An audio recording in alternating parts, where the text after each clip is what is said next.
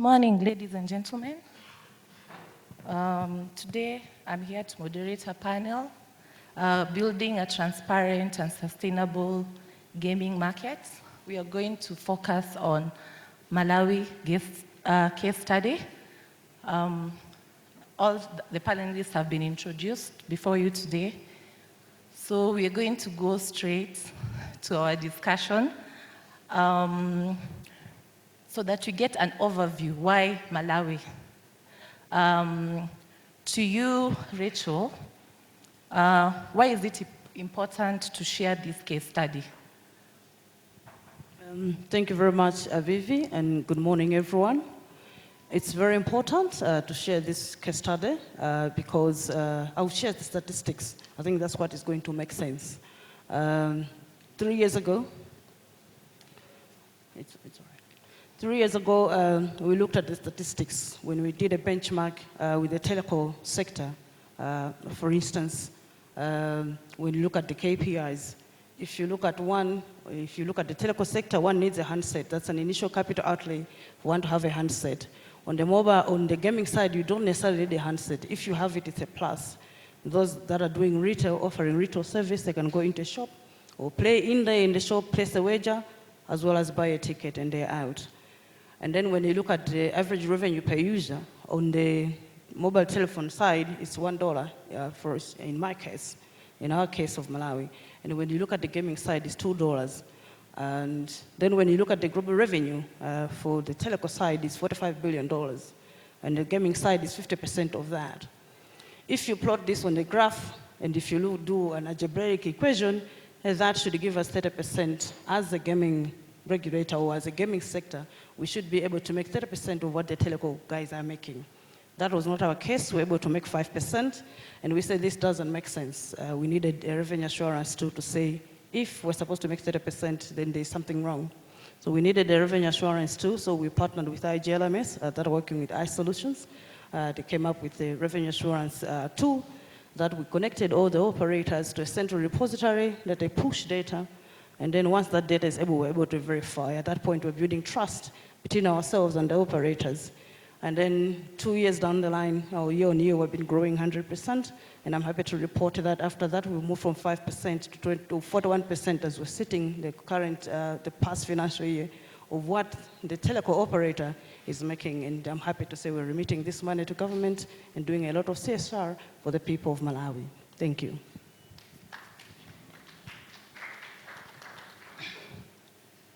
Over to you, Manuela. What is the solution we use to address the needs? Yeah, morning everyone. Thanks for attending the panel.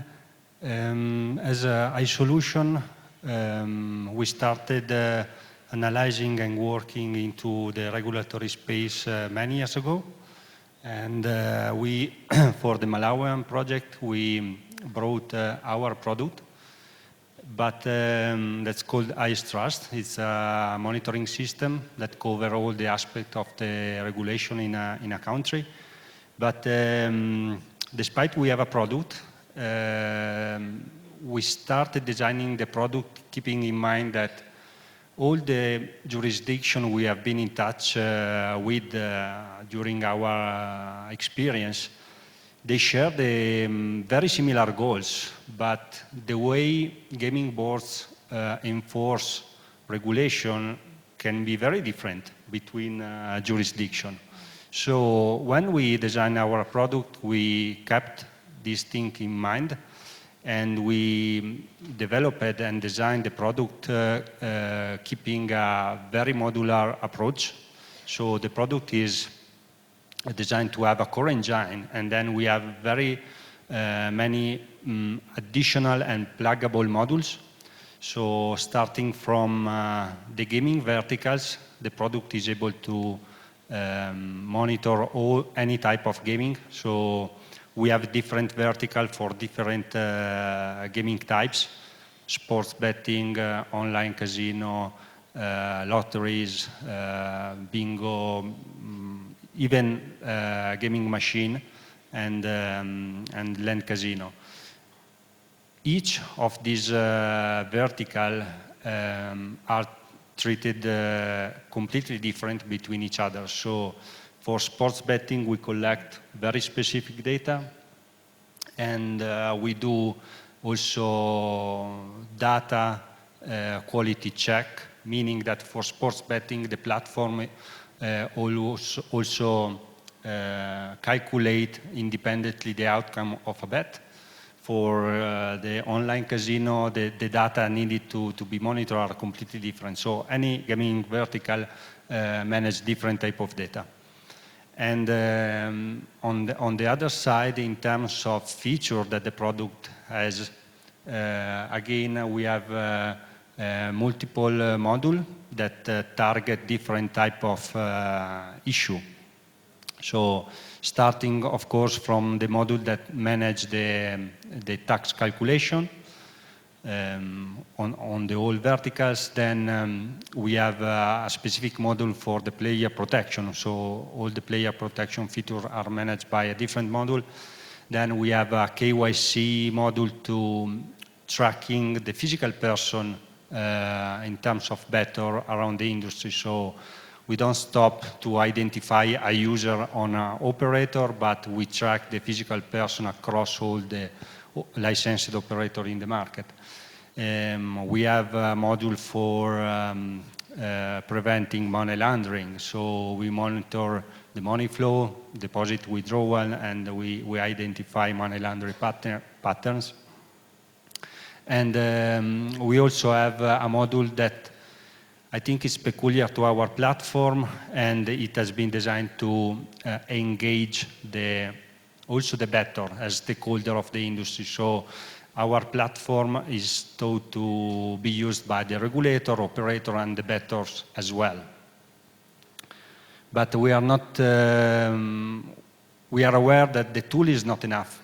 So our idea of supporting the regulators around the industry is to provide a set of services coming with the platform, and that's consultancy at the beginning to define the project, to scope the project, training to the regulator, training to the operator, support to the operator during the integration. And for doing all this type of service, we think that we have to be locally present in the country. So that's the reason why some of the IT service and services coming from our headquarters in Italy, but we always set up a local company into the country to have people close to the regulator able to provide the best service in terms of even relationship with the stakeholder of the industry. So that's the reason why for Malawi, even other countries, we are partnering with IGLMS for local operation. Thank you very much, Manuela. To you, Fini, how has this solution been implemented in Malawi? Good morning, everybody. Like Rachel said, in 2023, IGLMS was awarded concept with iSolution or contracts to deploy an EMS system in Malawi. And in order for us to do it efficiently, we had to make sure we have an office, a local office in Malawi, and this we did. And it's kind of interesting and challenging at the same time, but we were able to achieve it. And as of now, MAGLA can actually see the effects of the EMS system at work. Now, I'll briefly walk you through the process. We started off by deploying the EMS. MAGLA actually wanted a hardware solution, not a cloud-based solution. But in order for us to speed up the process, the first thing that we did was to do a cloud-based solution. We integrated with one of our partners, and we checked the system, we made sure everything was working properly, And we actually started deploying the operators on the cloud-based system. Later on, we got the hardware, and then we also installed the hardware. Then comes the second part. The second part, basically, this is integrating the operators into the EMS system. The first thing, we have 8 steps. Basically, it's 8 steps. The first step is actually collecting data from the operators. Basically, MAGLA will actually speak with the operators, ask them for certain data like the names, email addresses, public IP addresses, stuff like this. And once we get it, we actually, IGLMS will then send this information to iSolution, who will then put it into their system. And the second step basically is to whitelist the email address so that the operators can have access to our ticketing system and also have access to the back office. The third step is that once you're whitelisted and you're given access to the ticketing system, the operators will then send a request in the ticketing system asking for credential into the staging environment. This is done, then the fourth is very simple. We start the integration. Now, when you have access to the staging environment, you have all the documentation inside. You have the APIs that you need to use. I mean, like Manuel already said, we have the APIs for all the verticals already there, and we have examples, we have everything that you need already included in the system, in the back office. So basically, we start the integration. That's the fourth step. Now, the operators will then do the job that they're supposed to do the development with the API by connecting their system to our system, to the EMS system. Once this is done, they will then send a request saying that we have completed. And the first thing we do, we actually check the data that everything is in place. If everything is in place, we then do a public certification. It's a live certification in which the operators, MAGLA, and that of iSolution will actually partake. We actually look at the information that they've sent, and if it's right, everything is fine, then we actually then give them credential to access the production environment. Once in the production environment, they will start sending live data. Now, we also have what is known as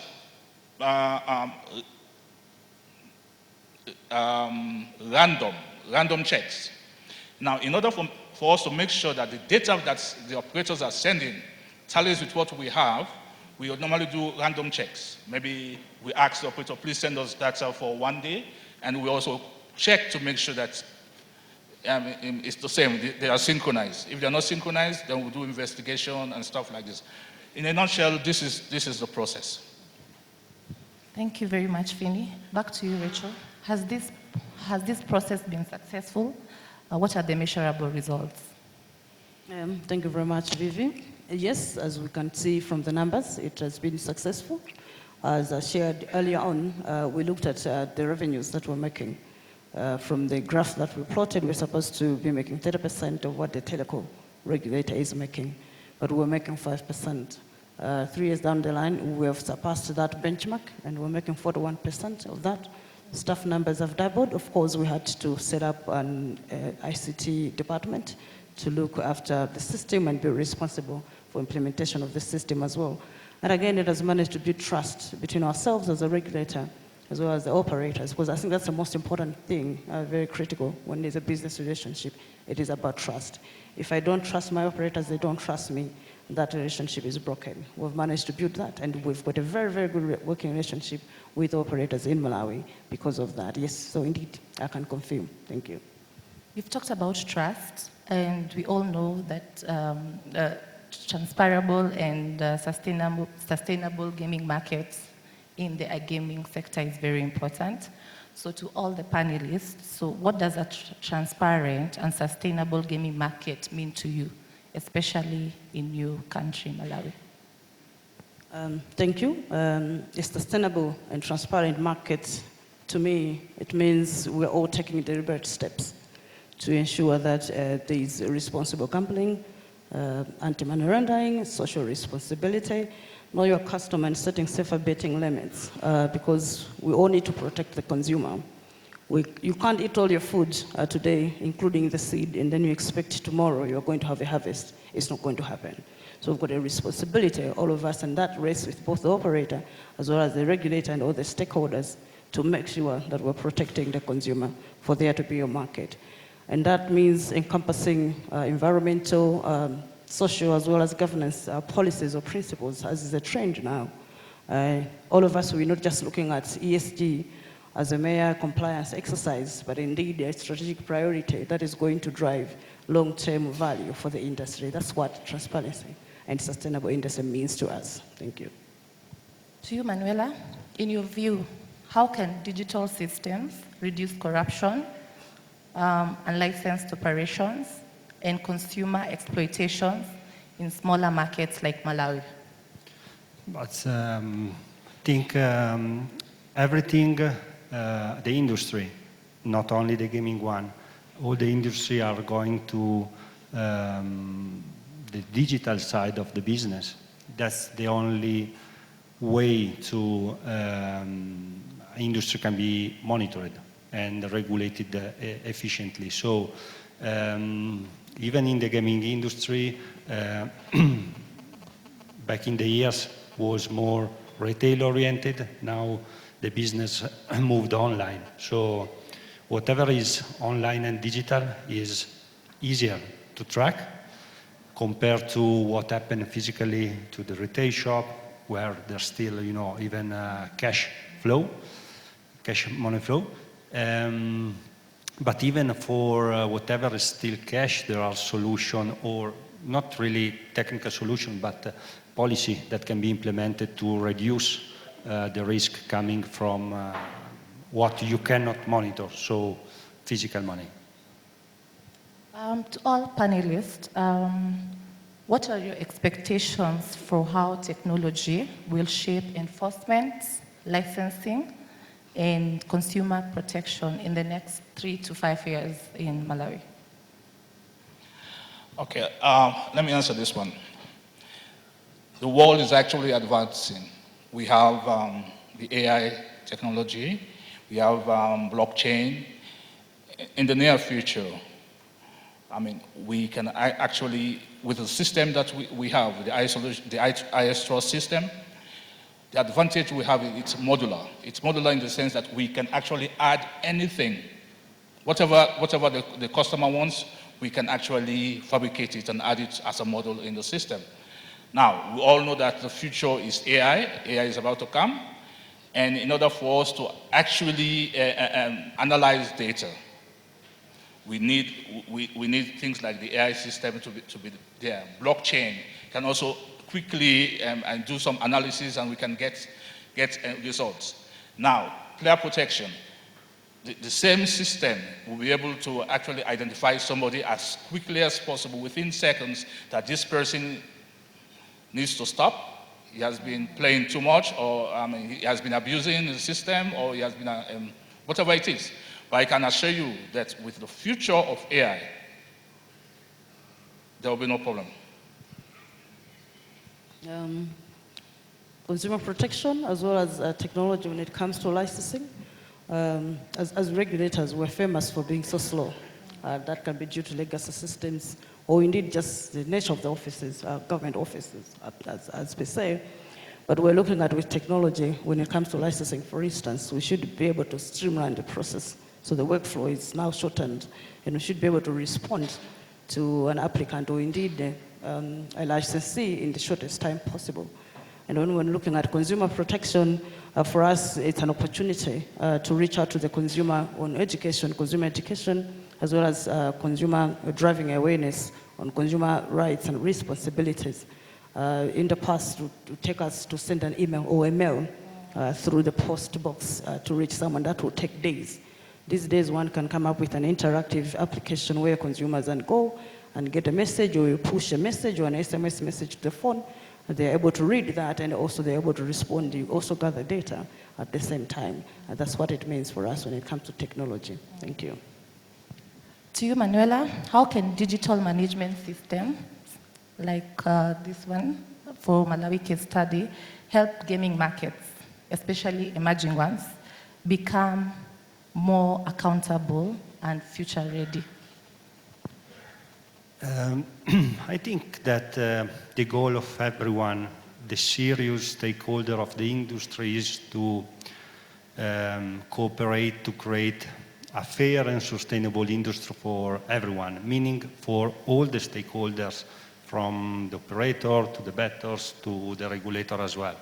So monitoring system can give transparency to all the stakeholders, can reduce illegal operations that are the ones killing the fair competition. So that's two of the key points, in my opinion. And one is something that I would like to add for this question, and also related to the previous one. I think there's still one of the space we should explore more in the future is to close the relationship between the players and the regulator. Because last year the regulator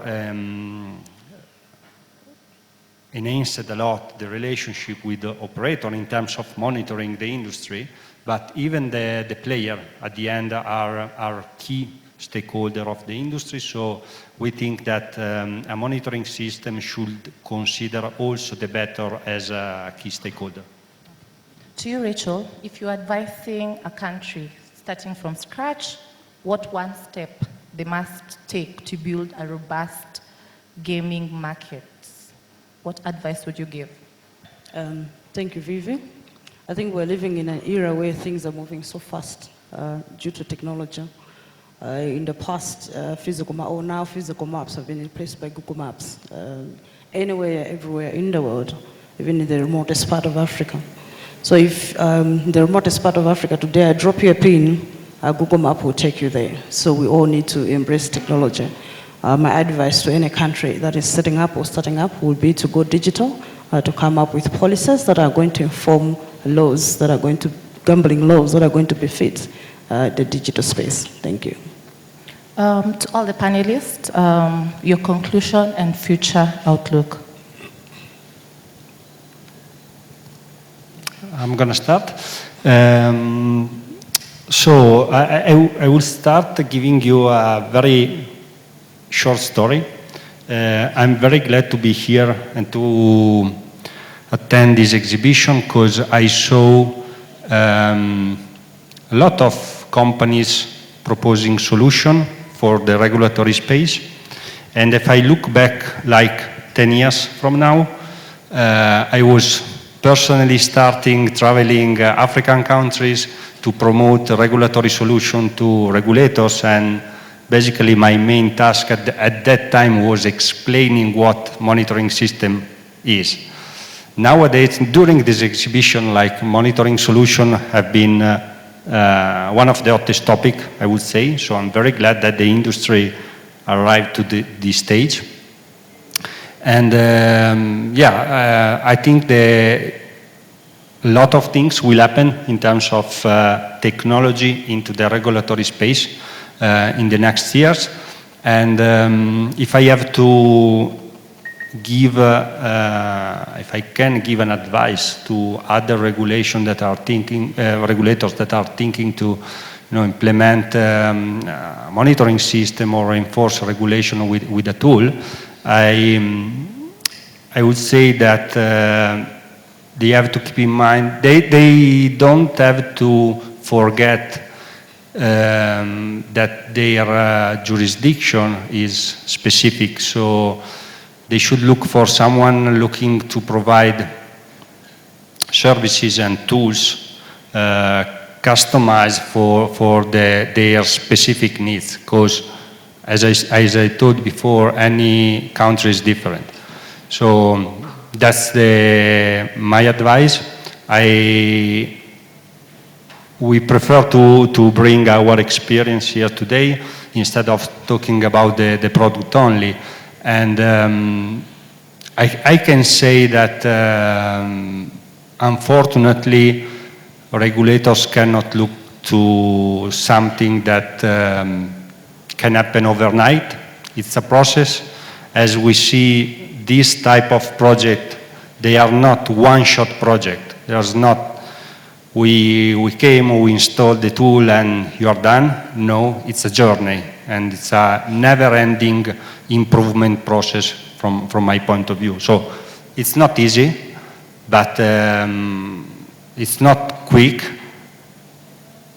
You just need to start and follow the process. To you, Rachel. Thank you very much. In conclusion, what I can say is growth is going to come from Africa for the next 5 to 10 years. Why do I say so? Africa has got a population of 1.5 billion people. This is projected to be 2.5 billion by 2050. That is a huge market. It presents a huge market for any product, goods or service, or for anyone indeed. And the two drivers of this growth are going to be, one, internet penetration. We're seeing a proliferation of internet even in the rural areas. We're talking of Starlink offering a value for money connectivity for the rural areas. And then the second driver is going to be the young population that Africa has, which is also going to be tech savvy. As you look to the West, the population is aging. Africa is offering a market that is young and ready to consume as long as we build the middle class. And this means that gamers, for instance, have got an opportunity to come up with a tailor-made solution, tailor-made content for Africa. With AI, you can customize that content, the very same content, targeting 54 or 50 or sub-Saharan, we take sub-Saharan Africa, it will appeal to all these markets. You change with AI the language, then voila, you are talking to the very same audience, the 2.5 billion people. And that is guaranteed healthy EBITDA margins, heavy revenues for anyone else indeed willing to invest in Africa. Thank you. Okay, in summary, we actually solved up the numbers that with the deployment of DMS in Malawi, there has been a massive growth. In the gaming and lottery industry, I believe that the future is for us, all African countries, to have an EMS system. Because then you have checks and balances, you have transparency. I mean, anything that you want, you have the raw data. You can do analysis on the raw data. I believe that in the next 5 or 6 years, this space would have changed, would have seen growth. Like I said, with the advancement of AI and blockchain technologies, the world is at our feet in the gaming and lottery industry. This is my take. Thank you. Thank you very much to all the panelists. A round of applause to the panelists. We're going to take questions. Anyone with questions to the panelists? Very like your presentation. I think what we're looking for in this forum or seminar is to share experience, to learn from other people, other countries. So I'm from Senegal. I'm from National Lottery, Senegal National Lottery. So just I have some question about the AMS system. I 100% agree with you, and that's what we're doing in Senegal. So if as a regulator we really want to, we have to play our role fully. We need first to monitor. You need to monitor to know what's happening, and from there you can regulate. So I think that you're on the right path to get the data. So that's, I think that is the first thing to do. I just want to ask, in terms of black market, so you say about the illegal offering, you have a module for that. I just wanted to give us a bit more detail. At which level are you doing the filtering? Are you doing the filtering at the ISP level or as a payment provider level? Or do you do just a web scanning? So that's my first question for the black market, how you going after the black market. And for player protection, you getting the data, I would like to know at the moment, what are you doing with the data in terms of player protection? These are my two questions. Manuela, will you answer that? Thank you very much. I'll take the black market one, and my colleague on my left will take the data on player protection. So I think black market is inevitable anywhere else, because anyone who is, let's take the whiskey market. When we're looking at the whiskey market, they target the high value, the blue labels, and then because they don't have the time to invest and say, it takes 5-10 years to start reaping from an investment. So if it's a whiskey, they'll target the high value whiskeys. Fake that one, take it on the market, make their money, and they're out. So if likewise in our sector, it's going to be inevitable, we're going to have black markets, but research shows that it's 2.5% that are applying on the black market, but still that is revenue. So what we do in our case, for instance, is we comb the airspace on a regular basis, say on a weekly basis. We've got a team of young people that sit down, comb the airspace. We pick up the IP addresses and engage because that is now outside our jurisdiction, we engage the communications regulator, pass on those IP addresses, and they block them. It's a robust process, it's a continuous process that we have to continue doing at the end of the day, because they still go back, mask the display name, put a different name, come up probably with a different IP address or with, another name altogether. So we keep doing this on a weekly basis. We've got an MOU with the communications regulator that once we engage them, they block these IPs from coming back again. But believe you me, they don't stop. They go back, come up with a new IP address, and start offering the service again. Now, when we're engaging to the people, to the consumers, why they're doing that, they're looking for quicker odds, or high odds, because on this side, there are a lot more people. The assumption is on this side, there are going to be few of them, therefore the odds are going to be high. That's what they believe. But our role as a regulator is not to stop, but to continue deleting or indeed blocking those IP addresses. Thank you. Over to you, Manuel. Yeah, thanks for the question. In terms of data, the platform manage, again, it depends by the jurisdiction, but as a baseline, I would say it manages all the gaming transaction, no matter the gaming type, the gaming vertical, so sports betting, online, all the gaming transaction happening. And in terms of money flow, we monitor deposit and withdrawal in two different ways. So we ask this information to be sent from operator system, and also we look for ways to retrieve the same data from mobile payment, so digital payment solution. In terms of player, we track information about the players. So what we did is we started collecting data like user ID of an operator. Then we have a module that can collect data identifier of the physical person. So in that case, when we got the data, we can connect, link all the user account that a physical person has across all the operator. So that's the type of data the platform collect. If I answered the... Sorry?